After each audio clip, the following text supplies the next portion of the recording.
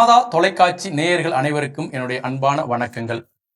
அன்புக்குரியவர்களே, இன்றைய அன்றாட உணவு வழியாக நம் ஆண்டவர் இயேசு நமக்கு 2 வாழ்வின் விஷயங்களை கற்றுக் கொடுக்கின்றார்.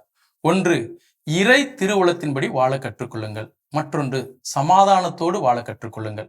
அன்புக்குரியவர்களே, முதல் பகுதியை நாம் சற்று தியானிப்போம். இறை திருவுளத்தின்படி வாழ எவ்வாறு கற்றுக்கொள்வது? அதற்கு அவர் சில விஷயங்களை நமக்கு முன்வைக்கின்றார். நீங்க கிழக்கிலிருந்து மேகம் எழும்பும் பொழுது, மேற்கிலிருந்து காற்று வரும் பொழுது அதை அறிந்து உங்களுடைய வாழ்க்கையை நீங்கள் அமைத்துக் கொள்கின்றீர்கள். இயற்கையிலிருந்து கற்றுக்கொண்ட நீங்கள் ஏன் இறை திருவுளத்தை புரிந்து கொள்ள முடியாதவர்களாக வாழ்கின்றீர்கள் என்ற ஒரு கேள்வியை எழுப்புகின்றார். அன்புக்குரியவர்களே, இந்த இயற்கையின் அறிகுறிகள் நமக்கு உணர்த்துவது என்ன?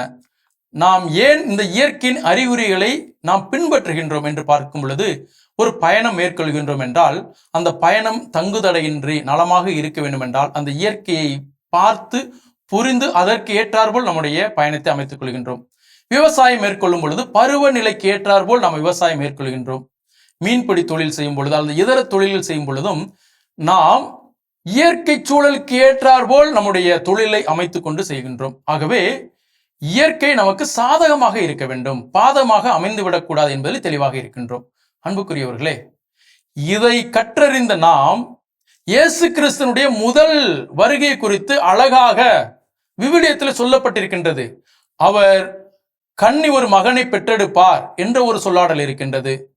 அவள் வித்துக்கும் உன் வித்துக்கும் பகைமை உண்டாக்குவோம் என்ற ஒரு சொல்லாடல் இருக்கின்றது. மெசியா எங்கே பிறப்பார் என்று சொல்லப்பட்டிருக்கின்றது. ஆனால் அந்த முதல் வருகையின் போது தகுந்த தயாரிப்போடு இயேசுவை எதிர்கொண்டவர்கள் ஞானிகள், அன்னா, சிமியோன்.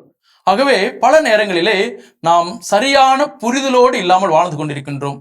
இப்பொழுது 2ஆம் வருகை எப்படி அமையும் என்பதும் மிக தெளிவாக கொடுக்கப்பட்டிருக்கின்றது. நாம் அதை அறிந்தவர்களாக வாழ வேண்டும் என்ற அழைப்பு தான் இன்று கொடுக்கப்படுகின்றது. ஆகவே இறை திருவுளத்தின்படி நமக்கு சொல்லப்பட்டிருக்கக்கூடிய விஷயங்களை நாம் அறிந்து ஆய்ந்து செயல்பட்டால் 2ஆம் வருகைக்கு தயாரான ஒரு மக்களாக நம்மால் இருக்க முடியும். அன்புக்குரியவர்கள், 2ஆவதாக இந்த தயாரிப்பிலே மிக மிக முக்கியமான ஒரு சொல்லாடல் பயன்படுத்துகின்றது. நேர்மையானது எதுவென நீங்கள் தீர்மானிக்காமல் இருப்பது ஏன்? இப்பொழுது நேர்மையானது என்ன? ரோமேயருக்கு எழுதிய திருமடல் 12வது அதிகாரத்தில் பவுல் இவ்வாறு சொல்கின்றார். இந்த உலகத்தின் போக்கின்படி ஒழுகாதீர்கள், மாறாக உங்கள் உள்ளம் புதுப்பிக்க பெற்று மாற்றம் அடைவதாக.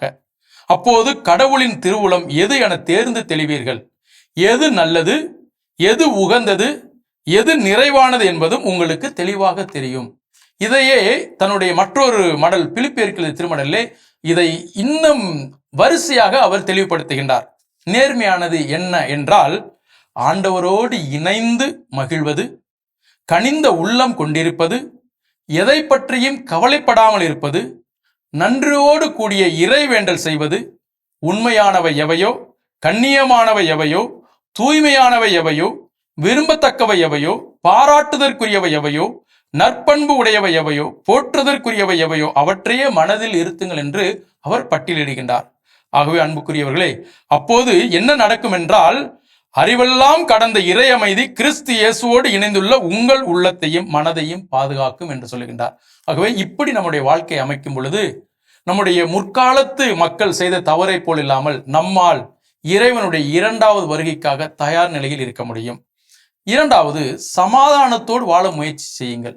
அன்புக்குரியவர்களே, நாம தூங்க போறதுக்கு முன்னாடி ஒருவர் மற்றவரோடு ஏதாவது மனத்தாங்கள் இருந்தால் அன்று இரவே சமாதானம் செய்து கொள்ள வேண்டும் என்று புனித பவுல் எபேசியருக்கு எழுதிய திருமடலை அழகாக சொல்லுகின்றார். சினமுற்றாலும் பாவம் செய்யாதீர்கள், பொழுது சாய்வதற்குள் உங்கள் சினம் தனியட்டும் அப்படின்னு சொல்றார். மத்தேயு நற்செய்தி 5வது அதிகாரத்தில் நாம் பலமுறை கேட்ட ஒன்று, நீங்கள் காணிக்கை செலுத்த வரும் பொழுது உங்கள் சகோதர சகோதரிக்கு உங்கள் மீது ஏதாவது மனத்தாங்கள் இருந்தால் நீங்கள் அவர்களோடு சமரசம் செய்து கொண்டு விட்டு பிறகு வந்து காணிக்கைகளை செலுத்துங்கள் என்று சொல்லுகின்றார். அன்புக்குரியவர்களே, ஹவாய் தீவிலே மக்கள் நலமாக வாழ்கின்றார்கள். அவர்கள் பயன்படுத்தக்கூடிய 4 வார்த்தைகள்: I am sorry, please forgive me, thank you, I love you. இந்த வார்த்தைகள் அவருடைய வாழ்க்கை நலமாக இருப்பதற்கு உதவியாக இருக்கின்றது. ஆகவே நாமும் கடவுளுடைய திருவுளத்தை உணர்ந்தவர்களாக சமாதானத்தோடு வாழ்கின்றவர்களாக வாழும் பொழுது நமக்கு எல்லாம் நலமாக அமையும். இறையாசீர் உங்களை ஆசீர்வதிக்கட்டும். ஆமேன். இயேசுவுக்கே புகழ், இயேசுவுக்கே நன்றி. மரியே வாழ்க.